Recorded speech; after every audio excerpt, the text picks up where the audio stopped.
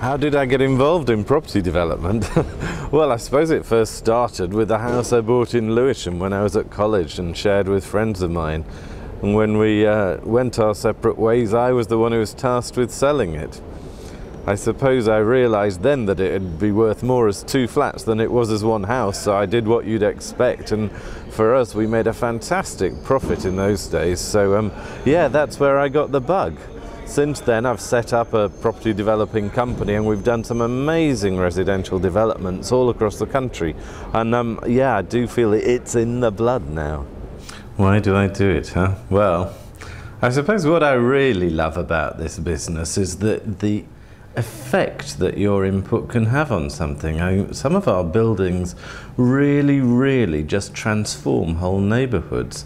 They act as a catalyst for regeneration, so it's not just one building, one slum turned into an apartment block that it's about. It does actually affect entire communities. And it's not just me. I mean, I have a great team. We've got lawyers, builders, architects, project managers, and you need a good finance team too. I kind of see my role, I suppose, as some sort of a conductor, bringing all these guys together. And when it's done well, we all make lots of money. And actually, you know, the community benefits too.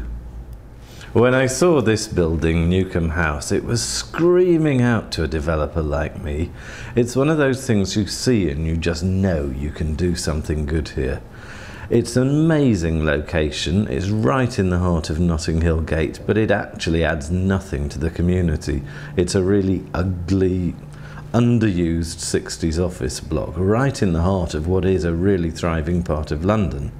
If you look from the top floor, the views are just amazing. You've got this kind of bird's eye view of Wembley Stadium and a panoramic view of Hyde Park, and you can even see Canary Wharf over to the east, so it has tremendous potential to become a landmark building.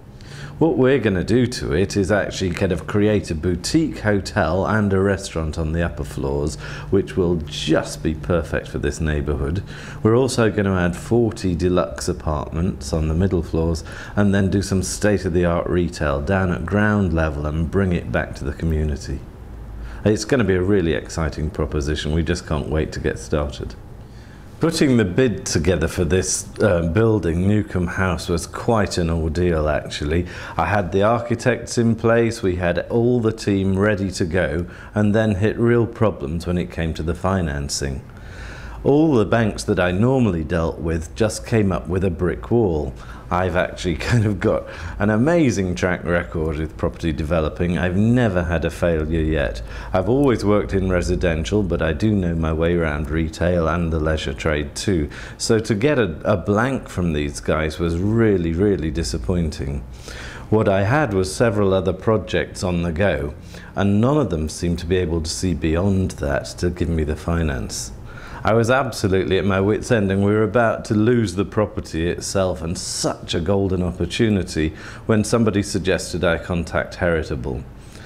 I did so, I have to admit, with some kind of skepticism because of the treatment I'd had from the other guys, but Heritable actually came up trumps.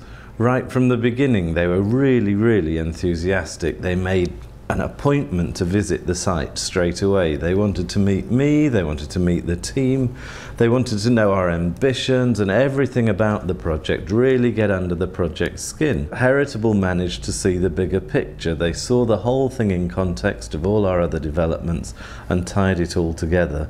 They understood our ambitions and our experience and actually kind of decided to come in as a partner with us.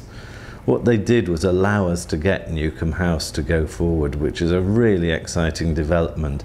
And what they enabled me to do was to get on with the job that I'm good at. And at the end of the day, that's what you want a bank to do, someone to enable you to get on with your job.